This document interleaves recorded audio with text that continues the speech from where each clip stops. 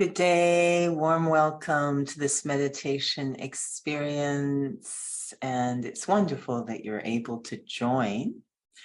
And let's see how you feel about the topic, this idea of using mistakes in a worthwhile way.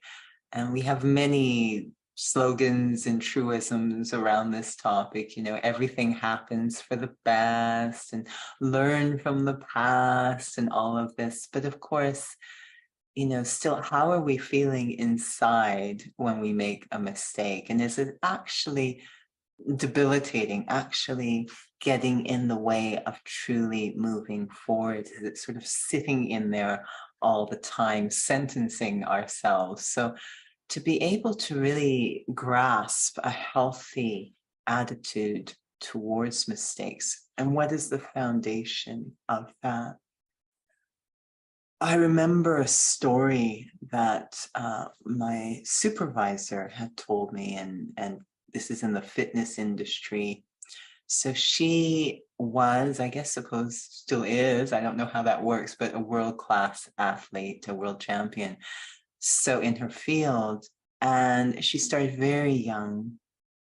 And at very young age, it became clear that she was very talented at what she did. So really a lot of heavy duty elite coaching and lots of confirmation of her skill and her abilities. And according to drama, I suppose, thank goodness, she landed up at one point a pivotal point in her career with a coach who I think had worked with a few young elite athletes, so really got how they ticked inside. And this particular sport's in the water. So they were training, and eventually this coach said to her, "Get out of the water, you are done." She's like, "What does that mean?" And the coach said, "Get out of the water, you're done, you're done. We're not coaching you anymore, you're done." And she's like, "What happened here?" And she said, "Every time I give you a correction, you say I can't. Not as you don't feel capable, but literally like you are opposing me. You don't want to be corrected." And she said, no, I don't do that. I don't do. She, "Give me another chance." So they let her, she said, "Okay, fine, get back in the water and we'll see how it goes." And the coach again says, "You're doing it. You're still doing it out of the water. I can't coach you." She says, "I don't do it. I don't." She says, "Let me." And so finally, she actually heard herself responding to the coach exactly as the coach said she was, so resistant to correction. The reason the coach said, "We're done," is because there can be no further growth. She's not what we call coachable. And what's required to be coachable is something called humility. Humility is actually self-respect. So much, she was very young, so much of her value had been built through really external validation up to that point. Getting medals, getting accolades. So she really didn't get that chance to develop self-respect. You know, what if she didn't get the gold? What if she made a complete mistake? Would she be okay? She didn't get that chance, really. She just constantly seemed to just do whatever was required to get the gold, until she got this coach who said, "You're not coachable." So fast forward many, many decades to where I now have met this soul, and it's so interesting to watch her. She's still, you know, world, international presenter, speaker, top of the game. But if any of us are giving a workshop, she will be the first one in there with notepad and pencil wanting to learn. Even from us, her juniors, she's in there ready to learn. And it's so touching, and you can see something inside develop the self-respect so that she is coachable. She learns from mistakes. She can be corrected, so she can grow and grow. And this is why she's still relevant decades into her career, still relevant because she learns and grows. So this is using mistakes in a worthwhile way. Am I coachable? Do I have that self-respect? Let's go inside and see, because mistakes are going to happen in our lives. And I want to use everything as an opportunity to grow, not feel bad. So sitting quietly, maybe I even at this moment need to correct my physical posture. So check inside with that sense of self-honor and see, am I holding the body in a healthy way? Or am I making a mistake even in the posture of the body? From that place of self-respect, to check what's happening with the body.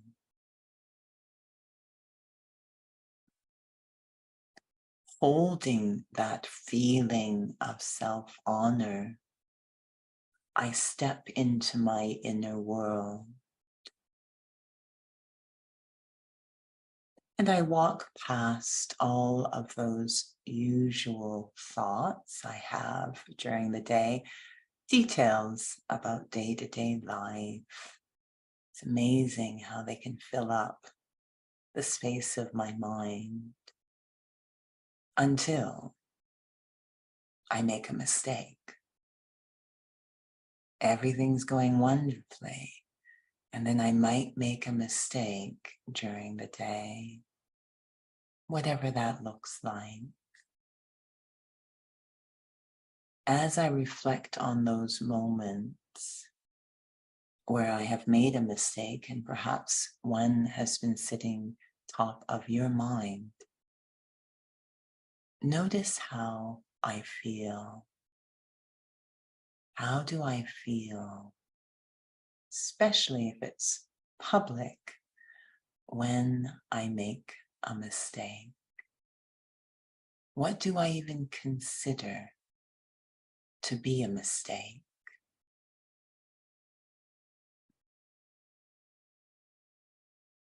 The answer to these two questions, what I consider to be a mistake, how do I feel when I make what I consider to be a mistake? The answer to those two questions depends completely on my stage of self-respect. If I am extremely needy for external approval, if my sense of value is fully dependent on what is external and temporal, that alone might be the biggest mistake I am making.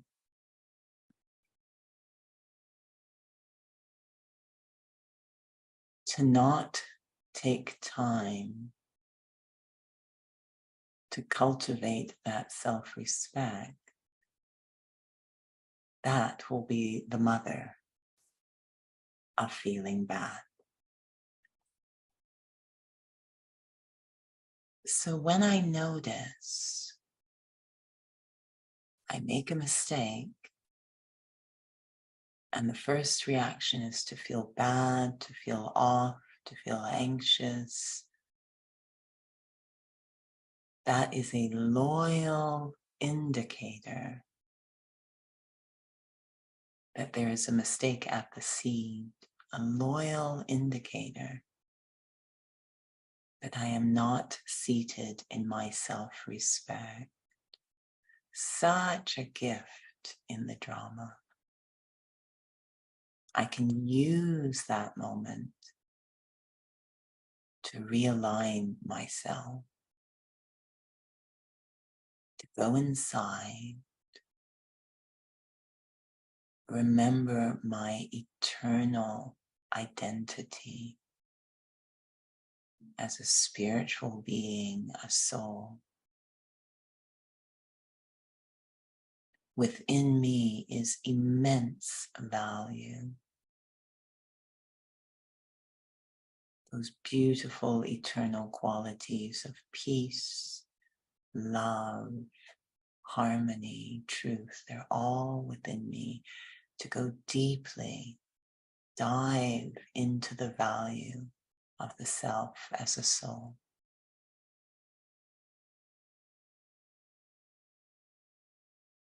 The gift of feeling bad is that it can steer me back to the sea, using that moment in such a worthwhile way, not getting busy trying to fix things out there, cover up my so-called mistake, but to uncover the seed of feeling bad about mistakes.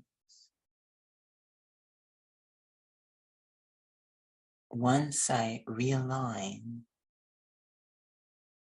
restore that true self-respect, now I can learn and grow. I can be coached by the drama of life. Whatever has happened, from that place of self-respect, I can recognize it's trying to nudge me towards my highest potential. Anything that happens, even what I perceive to be a mistake or error, all trying to move me towards the best self. And I will use the moment in that way if I am aligned in that self-respect. Let me begin every day setting my inner posture, diving deep into the experience of my intrinsic value as a soul, independent of anything or anyone outside. I am unconditionally valuable, experiencing within the self all of that peace, all of that love, all of that truth and light, all the beauty of the self as a soul. Let me set that posture at the beginning of every day and maintain that posture as I go through the day. And if I need to recruit God Himself as my brace to help me hold that posture, I will. So that when scenes come up that appear to be a mistake, I don't feel bad. I use that mistake in a worthwhile way. I unpack it and see the gift inside. How I can grow and learn, flourish, blossom, move forward, using everything, even the mistakes, in such a worthwhile way as a demonstration of self-respect.